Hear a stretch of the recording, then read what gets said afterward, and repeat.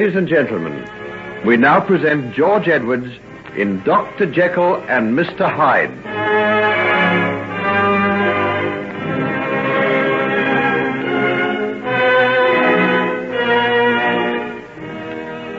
There are forces of good and evil in each one of us, but perhaps in few instances so clearly defined as in young Henry Jekyll. During his last year at college, he is instrumental in bringing about the moral downfall of one of his companions. And while he escapes detection, poor young Markham is caught and expelled. The boy is broken-hearted over this and bitterly reproaches Henry for the part he has played in his disgrace. High words follow, and Markham threatens to reveal the fact that it is the blameless head prefect, Henry Jekyll, who has really been the cause of his downfall.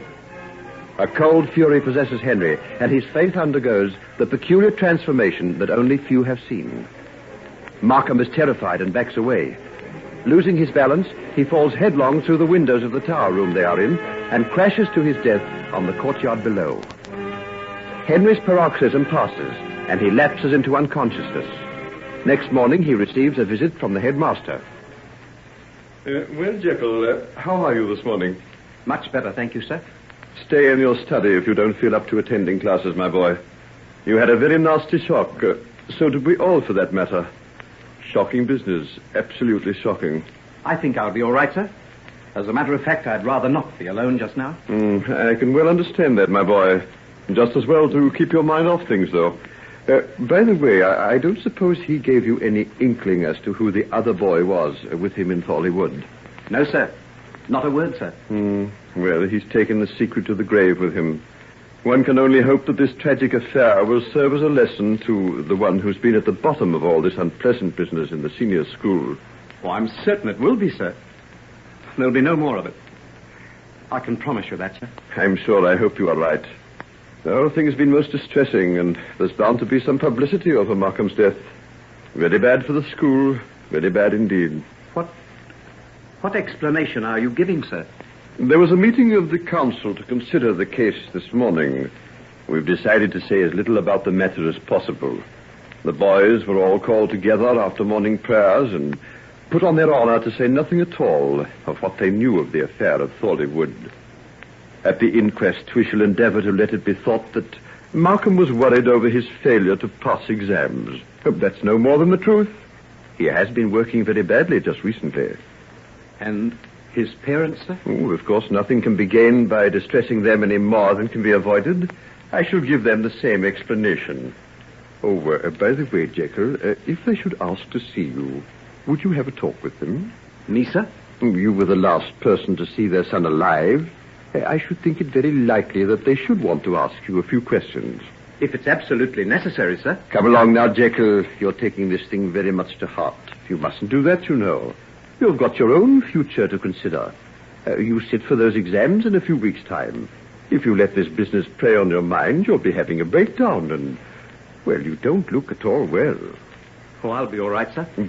Good. Then I'll tell Mr. Markham that you'll speak to him if he wishes it. Yes, sir, I'll do anything I can, sir.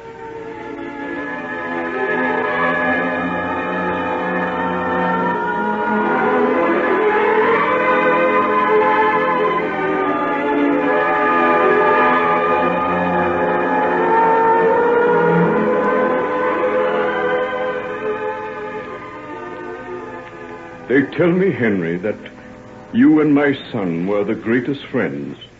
Yes, Mr. Markham, we were. We went everywhere together. Oh, I shall miss him. I shall miss him very, very much. Did he ever say anything to give you any indication that he contemplated taking his life? Never, sir. I think that he might cause you and Mrs. Markham any worry. Ah, yes, always the most thoughtful and tender of sons. We leaned on him too much, I fear. Perhaps we were at fault for letting him see how much we were wrapped up in all that he did. There was just nothing in our lives but him. And now... Mr. Markham, if you only knew what I'd give to be able to help you. Thank you, my boy. But grief is a burden no one can carry for us. But I'm glad I've had this talk with you. At least I know what happened right at the end. It was so sudden, I hadn't time to do anything. He just stood up on the window seat, and the next minute he was gone. Yes, so your headmaster has told me. Well, perhaps someday we shall understand the reason for these things. But just at present it's a little difficult. But I'll go and get his things now. I want to get back home as soon as possible. Mrs. Markham isn't very strong. And the shock of David's death, well, perhaps... Oh, dear, who knows? Mr. Markham, don't say that. Oh, not David's mother, too. Death is only terrible when you're young, my dear boy. When you're old and tired, like we are. Oh, please don't say that, sir. No wonder you and David were friends. He was sensitive like you. He felt things too keenly. It's a great mistake, my boy. A great mistake.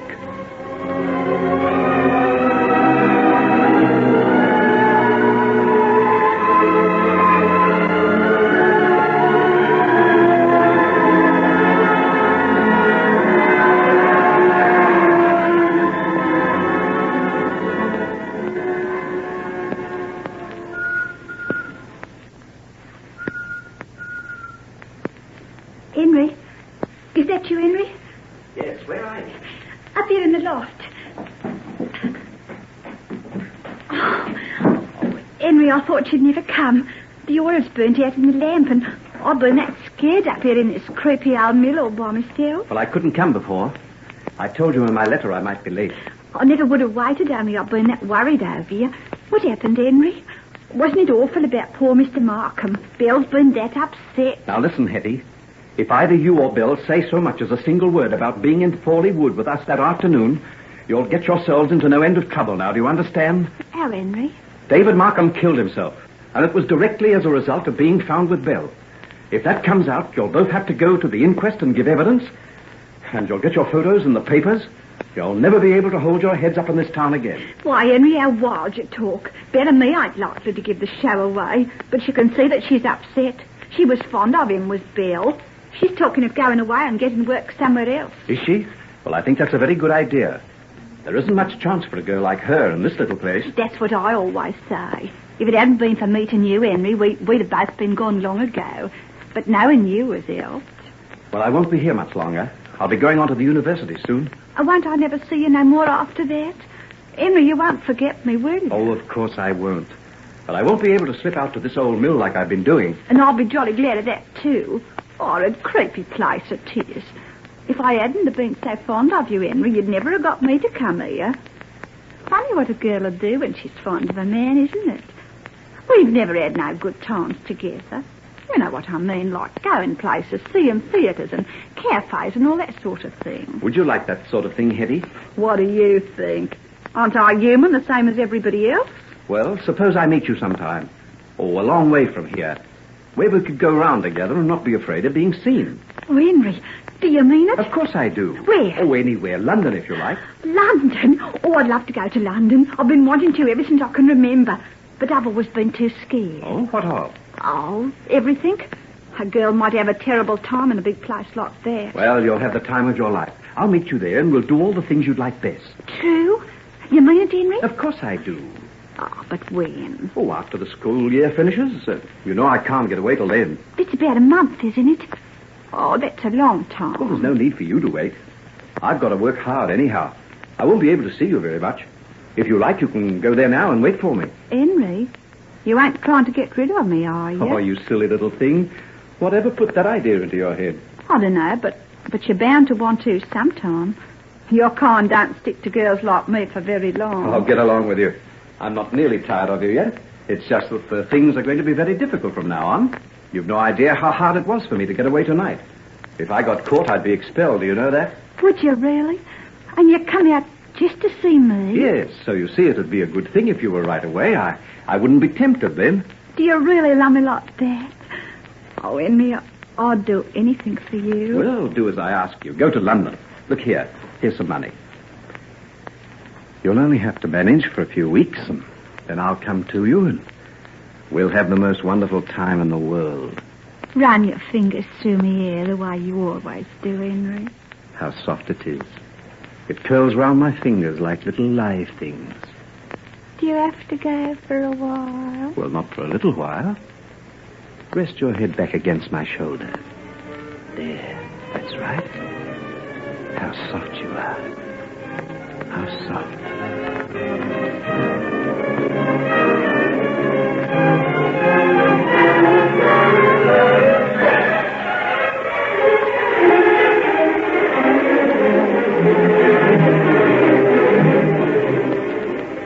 Are you sure there isn't any letter for me today? I've told you, there's nothing at all. You got the name right, Eddie Wilson? Do you think I'm likely to forget it? Haven't you been pestering me for the last 3 weeks? I'm sorry. Oh, now, you're sure this is the address you told them? Yes, the Charing Cross post office. This is it, ain't it? That's right. Oh, well, better luck next time. Come again this afternoon. Thank you, mister. I will. What's the matter with her? Oh, you see dozens of them like that. Wait for letters from someone. Sometimes they get one, sometimes they don't. Looks down on the mouth, doesn't she? Pretty looking little thing, too. Comes from the country somewhere. London's full of them. They never learn. Where's your references, my girl? I haven't got any. Then it's no use you coming here. We never have names on our books unless they have the best references. Thank you. I didn't know.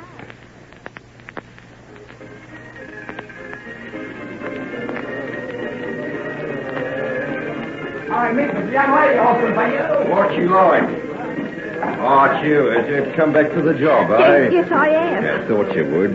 When do you want to start? Any time you like. Ah, that way, is it? How long since you ate? Sometime yesterday. Oh, well, go out into the kitchen, get yourself a meal, and then come into me. You know the terms? Yes, I know. 3 meals and a bed and 5%. Can you dance? A little. What kind of dances? The barn dance and the polka. Ah, this isn't the village green. Ever heard of the can-can? Yeah, but I never seen it done. You will. Say, what's your name? Eddie Wilson. Oh, we'll forget the second half. The girls here don't need more than one name. Hi, Kitty! What's the matter? Here's a new girl come to take Ruby's place.